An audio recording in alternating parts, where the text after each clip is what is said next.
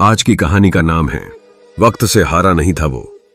गांव के आखिरी सिरे पर एक टूटा सा घर था। मिट्टी की दीवारें थीं, टपकती छत और दरवाजे पर जंग लगा ताला था। यहीं पर एक मोहन नाम का लड़का रहता था जिसकी उम्र लगभग 18 वर्ष थी।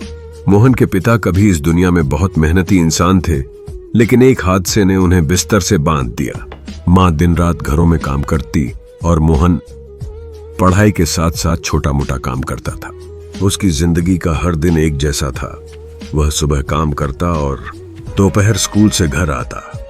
घर आते ही घर का सारा काम करता था। इतना करने के बाद रात को बहुत थक जाता और वह बहुत चिंता में भी रहने लगा था।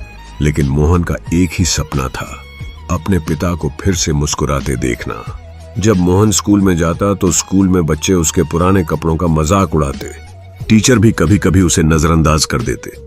मोहन चुप रहता क्योंकि उसे पता था शोर मचाने से हालात नहीं बदलते। रात को जब पिता दर्द से कराहते, मोहन बाहर आंगन में बैठ जाता। आसमान की तरफ देखकर सोचता, क्या मेरी जिंदगी बस यहीं तक है? फिर मां की आवाज आती, बेटा पढ़ ले, शायद यही रास्ता है। और मोहन फिर से किताब खोल लेता। एक दिन स्कूल की फीस नहीं भर पाने की वजह से मोहन को सबके सामने खड़ा कर दिया गया। टीचर ने कहा, जब पैसे नहीं हैं तो सपने क्यों देखते हो? वो शब्द मोहन के दिल में उतर गए। उस दिन पहली बार उसकी आंखों में आंसू आए। घर आकर उसने किताबें बंद कर दी। सोचा, शायद सच में सपने अमीरों के लिए होते हैं।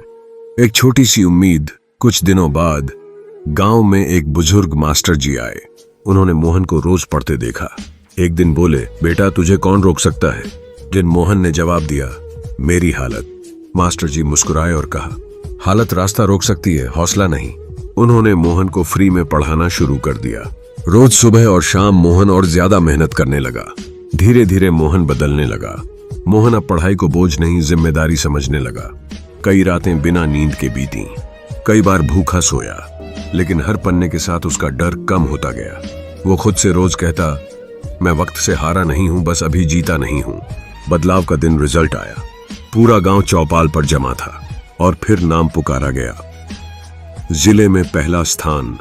मोहन, वही लड़का जिसे लोग बोझ समझते थे, आज गर्व बन गया। मां की आंखों से आंसू बह निकले।